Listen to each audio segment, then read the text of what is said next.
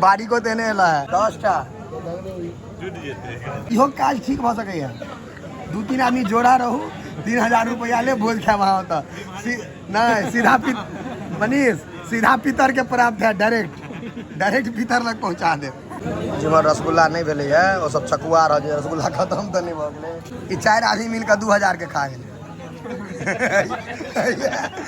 देखियो उधर कते रस के बर्बाद करिए अहाँ सब रस पी लेबाक चाही ना आ दियो नहीं हो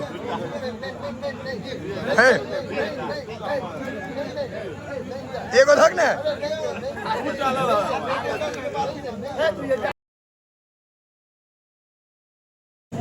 मेहना कर रहा छथिन जे केहन बनले या नहीं बनले या घरवैया छथिन